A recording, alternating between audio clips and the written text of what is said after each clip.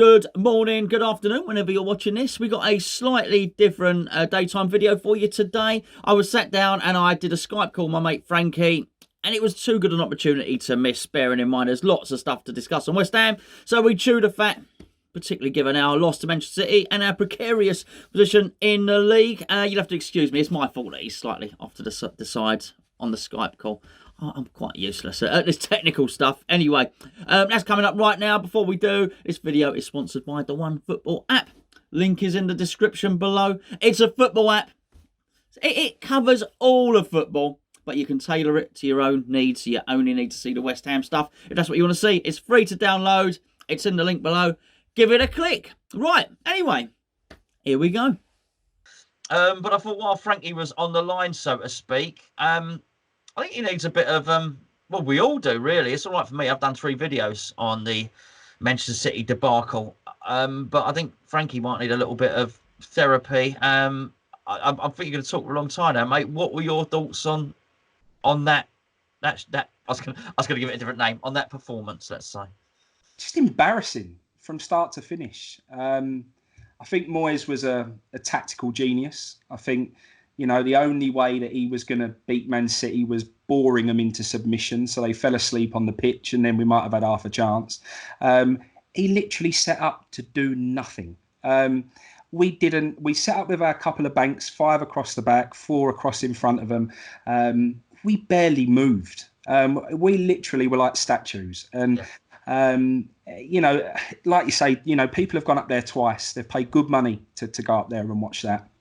And I think for the club to put out that performance, and for David Moyes to put out that performance, is a complete insult to the fans, even more than some of the other things that are going on with the insult to the fans at the moment. And it's really strange. It's almost like the club don't care anymore. They used to try and pacify us fans a little bit. They don't do that at all anymore. They've gone past caring. They just do not give a damn what the fans are going through anymore. I think the performance was, just completely and utterly just, you know, we did nothing. We offered nothing. You know, the players have been away now for quite a while. They've had a good break there. You think they'd come back with a bit of energy, with a bit of enthusiasm. You know, they know what trouble we're in. You think they would go out there and at least try and show something, and they just didn't. You know, there's a few unpopular opinions that I've got about last night, and one of them would be Declan Rice. I think everyone said he was our best player. I agree, but I still don't think he was particularly good. That boy is really not fit, and you see him. He'll go on that mazy run that he did. Fantastic run to some degree, sort of putting a ball aimlessly into the middle in the hope that someone would get somewhere. It was probably all he could do. But after that, he is blowing so hard. Those City players, Kevin De Bruyne can run from his own box to our penalty area, have a shot and get on his horse and get back again. Rice can't. He blows so hard. During that break, this boy wants to be, or has the potential to be, a future England superstar, the next Bobby Moore, all these things that we've heard about him. He had a break. He wanted to go off to New York. He wanted to piss around New York, doing whatever he was doing, go into the truth thing out of the TV program on Netflix. You know, for me, concentrate on your trade, mate. Get your head down, knuckle down, and become the player that you can potentially be. I think the whole way through that club, there is a real lack of desire, a lack of attitude, a lack of culture, a lack of identity. And we all know where that stems from. It stems from the top. And I just, it's a shadow of what it used to be for me. I remember we used to go, even when we were bad, I remember going to Chelsea away. We were bottom of the league and we won 3-2. And Di Canio flicked that ball up and buried it in. He's running around going, Mamma mia, Mamma. I was there. Unbelievable day. As a youngster to watch that, it was incredible. And we're all singing, we are bottom of the league. You know, that's what we was all about. We'd go anywhere, even when we were terrible, and we'd still have a chance of turning up and doing that. Now, it's just a write-off. You just know from before the game even starts, you just know you've got no chance. And I never used to feel that way about West Ham. I'd always feel we'd have enough fight about us and enough something about us to go anywhere and on our day turn up and get a result. And, you know, there have been people who have been saying at the moment, oh, you know, we're never happy. Well, I was happy when we was in the Championship. I was happy when we had our home. I was happy when I went over there, and I didn't care about losing because I used to enjoy my day out. I used to enjoy the people I was with. I used to enjoy the whole experience of it all. And what we had was ours. Now it don't feel that way. And now I'm never happy. Even if we went and beat Man City yesterday, I still wouldn't have been happy. It's a shadow of what it was. And it's, I've really have at the moment, I've gone past that depressing feeling. I've gone past that upset feeling. I've gone past all of that sort of emotion. I just don't care anymore. And it's a really sad place to be because this is, this was a big part of my life growing up. It was what I did with my dad. I went every single game. I remember when we went down, and I still went to every single game, and it was what I did every single Saturday with me and my dad, and we loved it. But the club that I knew just doesn't seem to exist anymore.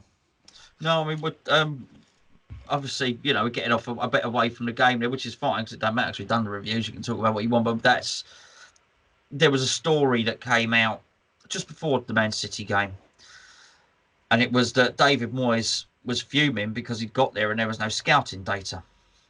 And the reason that there was no scouting data is at the point where Pellegrini was sacked.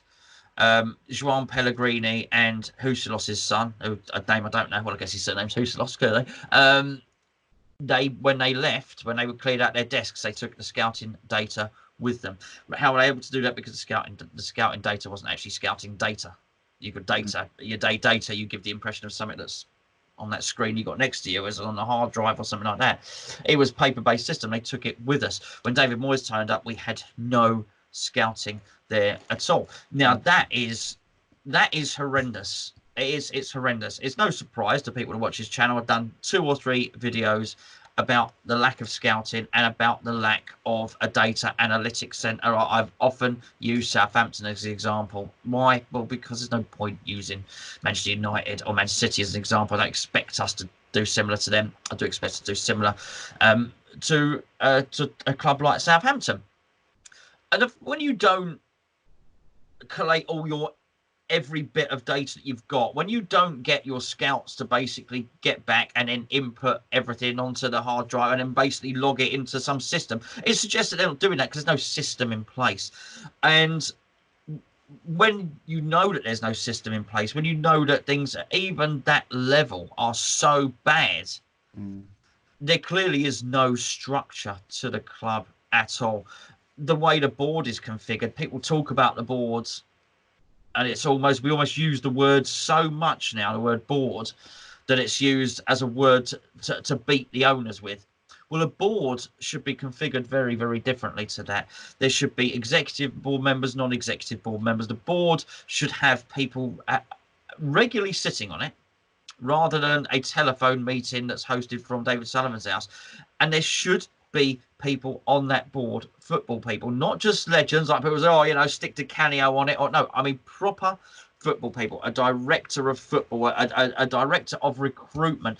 That boardroom, the board should be a hive of ideas, a hive of creativity, and there is nothing, absolutely nothing there. And I don't want to give David Moyes too much mitigation because I don't think the lack of any scouting files or data played any part in that performance against Manchester City. I think that was either stubbornness, arrogance, or just somebody that is so Jurassic or Cretaceous in his footballing philosophy that he hasn't known that things have moved on. I used the word, I can't remember what video it was on, I used the word surrender, and it was a complete surrender from start to finish. It was absolutely terrible, mate. Yeah, well, good. And I don't know why, but this job, when we seem to get a manager, it don't take him very long, and they almost seem to completely and utterly lose the plot. And I don't know what it is about this job that does it to people. But David Moyes come out, I can't remember it this week or last week, and he was talking about the Declan Rice and would we sell him and so on. And he said, look, I'd sell him because it would allow me to go and find the next Wayne Rooney or Joleon Lescott. Well, one, he didn't find Wayne Rooney anyway. And you'd think, well, if you found the next Wayne Rooney, then all right, if you want to cash him in and you think this guy is going to be the next big thing, you can ask. He's talking about selling him, and then he's going to go and find the next Wayne Rooney or Joleon Lescott. And you just think, mate, what has Joleon Lescott ever done in football anyway? So where are you coming from with that? It just doesn't make any sense. And then he's going on about the Man City game, right? Bowen, he needs time. you know, we can't rush him in. It's got to be done at the right moment. Well, sorry, mate, but we've only got a few games left. We're banging trouble in the relegation zone. The player you should have signed should have been picked up, put straight in the middle of that team and hit the ground running. But we ain't got time to mess around with bringing him in at the right... What is the right moment for him then? The next season, first game in the Championship. Is that what the right moment is, Dave? It just, to me, it doesn't make any sense at the moment. He has completely lost the plot, like all our other managers seem to do for whatever reason. And it just don't make any sense. To be fair, when Bowen come on, I thought he did look bright. One thing that he did differently to every other player that we have play for us at the moment is he had his head up and he was running. And sometimes a little bit aimlessly, but at least he was running. And you see him get to that back line and he stood and he thought, right, I've got no space here. I'm going to need to run over there. And he pulled across and he come closer to the byline. And that's what you want to see. Our players just don't. We are like statues. It's frightening, really. And I think we're severely running out of time really, really quickly here. And at the moment, I just don't see where we're going to pick up any wins from. Well, yeah, I mean, it's the other comment that we've heard a couple of times from him. He likes the red ball model. Well, unfortunately, the match was at the same time as ours, but I do believe the red ball model was on full display against Tottenham in Europe. And I don't know what... It's almost like, well, you don't like the Red Bull model, David. What you like is some aspect of buying young players and then selling them on for more money. Well, that's not really the Red Bull model, because the Red Bull model is more than that. It's about entertainment. It's about putting events on at a stadium. It's a whole, you know, I've been to the Red Bull Air Race, for instance. You know, there's a whole other thing to it. But what Red Bull certainly don't do is come out and play like West Ham played. I think... how much have you watched? You just like the way they buy and sell players? Because you even had it as a feeling that even Jose Mourinho has had his best days, and there are new coaches.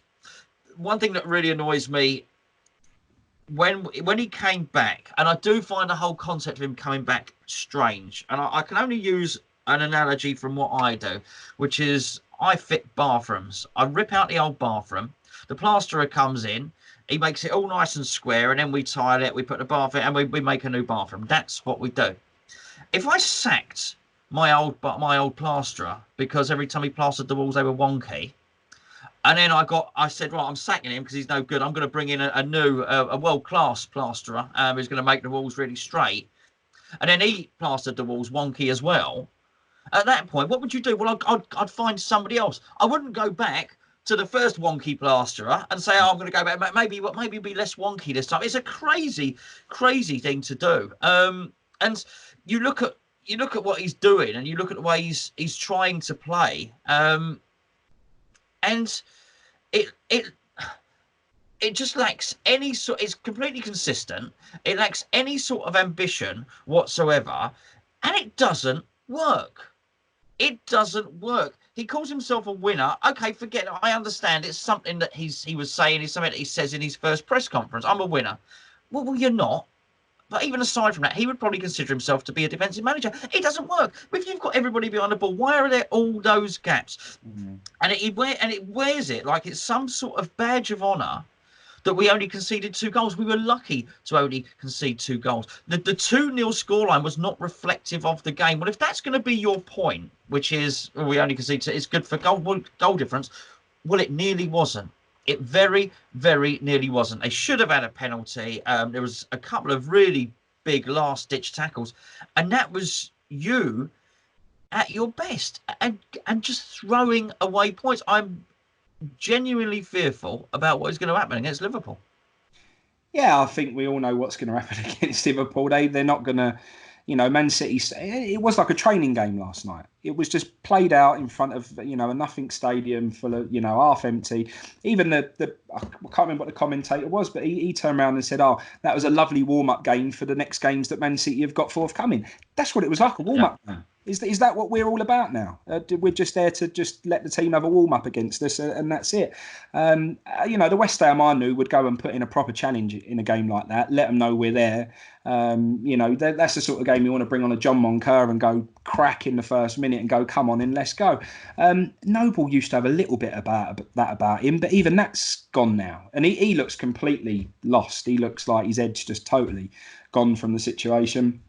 And if he does have any care about the club, which I do debate, I actually think he has been a real puppet for the board over the past few years, and people won't like that. But it's generally how I feel. All of that coming out on the pitch and go, this club isn't run like a circus anymore. Well, mate, it's a bigger circus than it's ever been, and that's never changed.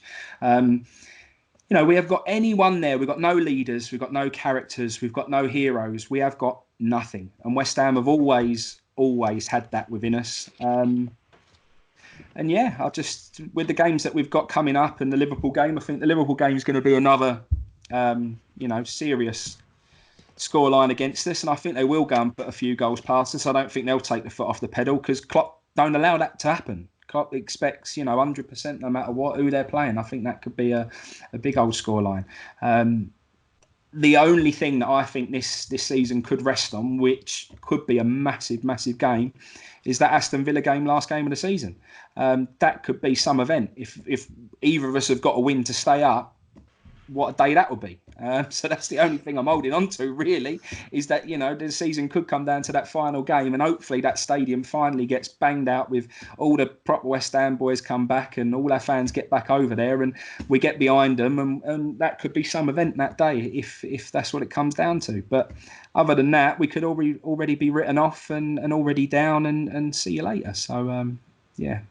Well, Dee, just finally, before there's one, I lost my train of thought earlier, but I remembered what I wanted to say about one of the things that does annoy me about Moyes is when he first came back in, everybody was sharing all these videos. They were called Coaching Masterclass. I shared one with you. Okay, here you go. Pressing. They were all about pressing. We don't press the ball. No. So what is his? I don't get what his philosophy is. We were not pressing at all. We're now sitting deep and standing off, allowing the opposition possession. Well, what is it? Honestly, what is it? Is that something that he suggested? Did he do that in job interview? Did he say, I've got this pressing philosophy? Because if he did, we're certainly not seeing it. If he has got a pressing philosophy, why did we see it in those videos? Why is he not doing it now? I'm completely confused by what he was trying to do. I've read, we got James sent in a video, and it was directly after the game, and I really enjoyed it because he was feisty, he was annoyed, and he was, he made it entertaining, and he made a few jokes in it and all the rest of it, and there were a few comments on there, and so I'm saying, I just support the team, or just get behind the team, just support the team, and the comments I get quite a lot whenever anything negative comes up. Just support the team, and it's such a cliched response because it supposes that I never support the team, that I don't go to a game, I've never arranged for somebody to cover me at work or taken a holiday day off work to go and support the team, that you don't sing, that you don't do anything for West Ham. It's a very cliched response, particularly with someone that's anonymous. Well, I don't even know if you go to games or not. Do you know what I mean?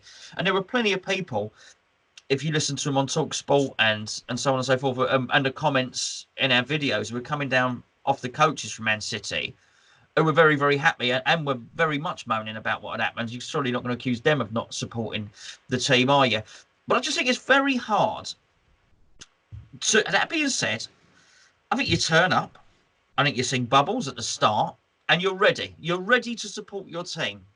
But when it becomes evident that what you have in front of you is a losing strategy, that you're not going to attack, that you're going to absolutely grind your best attacking weapon, which at the moment is Mikel Antonio. You are going to run him so hard that he's going to be completely blunted by the end of the game. I think it's very hard to maintain song throughout the game and positivity. I really do. It really annoys me because I don't think the losses are happening because the fans don't support the team. It's such a cliche response. Really annoys me, actually. That there is exactly why we are where we are.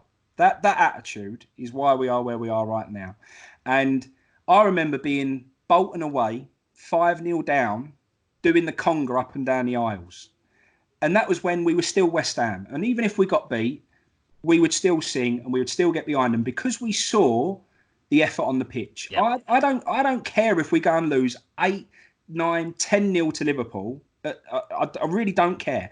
I don't care if that goes against our goal difference. I just want to see us come out and actually have a go. That's all I want to see. And all I ask from West Ham ever is 100%. And Joe Cole said it recently in his interview. Them fans are not that hard to please. We're not. All we expect is 100% commitment. When you put that shirt on and you get out on that pitch, you give it everything you've got. And I cannot remember the last time I saw that. So when they're not doing that, we pay for their wages, by the way. We do. So when we're paying for them to live lives of millionaires and lives of luxury, and they can't even be bothered to come out and try on the football pitch, why should I be positive? Why should I support them? At the end of the day, the reason everything's happened is that attitude we've just said. We changed our badge, just support the team. We sold our stadium for peanuts, just support the team. We're in the relegation zone, just support the team. What point does it stop? Those transfer windows we had, the last one in the summer and this one in this January transfer window, were an absolute disgrace. Yet we had people try and get behind them, try and back it. Oh, so we signed Haller. Whoop-de-doo. We didn't replace what we had to replace. We all knew what we needed and we didn't do it. And that attitude of just support the team has to stop somewhere along the lines, because all the time you're letting get away with it and all the time you're letting this happen to us, we're getting worse and worse and we're getting deeper and deeper in it. And all those people who take that attitude and that mindset, well, you're getting everything you deserve right now.